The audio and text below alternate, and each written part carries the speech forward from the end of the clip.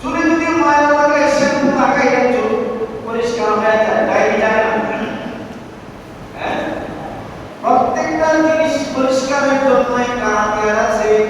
তোমার কল্লা যদি গুনাহ করতে করতে করতে করতে করতে করতে ময়লা যুক্ত হয়ে যায়, মরণটা যদি পাথরের চেয়ে বেশি শক্ত হয়ে যায়, তাই সেই বন্ধুটাকে নরম করার জন্য আল্লাহ পাক জিকির দিয়েছেন। সুবহানাল্লাহ। কি দিয়েছে বলে? কি দিয়েছে? জিকির দিয়েছে। বেশি বেশি জিকির করো, তোমার অন্তর নরম হয়ে যাবে। সুবহানাল্লাহ।